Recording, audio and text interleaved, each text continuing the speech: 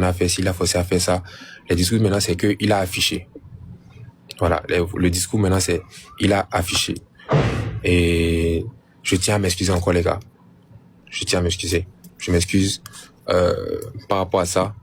Parce que je pense que c'est pas ce que vous connaissez de moi. C'est pas ce que vous connaissez. Vous ne me voyez pas comme ça. Voilà. Il y a beaucoup de personnes qui ont des préjugés par rapport à moi. Mais pas les préjugés où je vais aller monter dans un truc et tout et puis parler comme ça.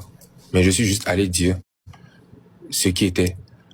Et voilà. Mais je pense que le problème de cette histoire, c'est que on n'est pas forcément allé au niveau de la justice. On n'est pas forcément allé au niveau de la justice. Et c'est ça qui fait que le tribunal de TikTok, c'est un tribunal qui est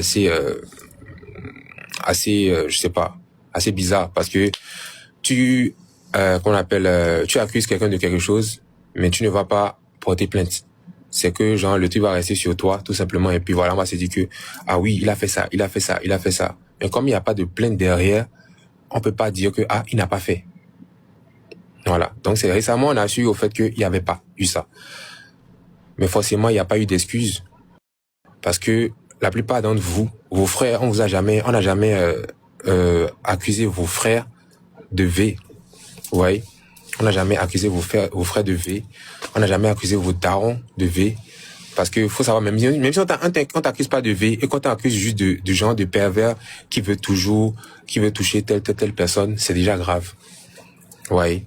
C'est pour ça que moi, j'avais gardé ça vraiment en cœur parce que ce n'est pas un truc où j'ai été lavé. Et voilà pourquoi encore, je m'excuse encore parce que même moi, des fois, quand les Jojo bien les Bovan, ils rentraient dans les trucs et tout, je disais, les gars, descendez des lives, c'est pas bien, tout ça. Mais moi-même, je suis parti. Vraiment, excusez les gars. Je m'excuse par rapport au fait que je suis monté. Moi, j'ai une question maintenant encore pour vous. Souvent, quand les gens viennent vers moi, ils me disent que, ouais, Axel,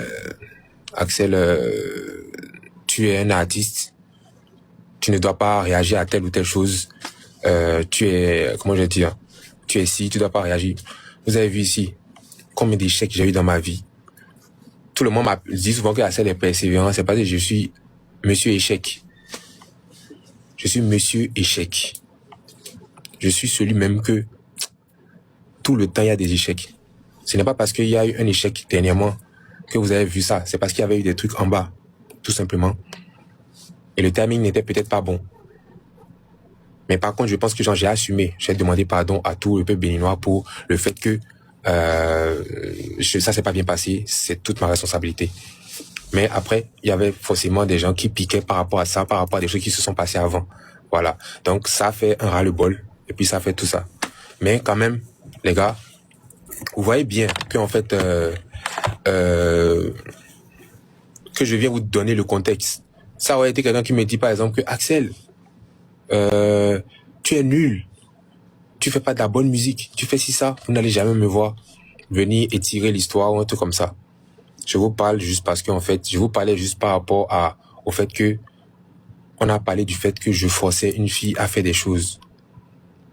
Et que ça n'a jamais été démenti. C'est tout. C'est tout. C'est tout. Je ne suis jamais venu ici pour parler de quelque chose d'autre.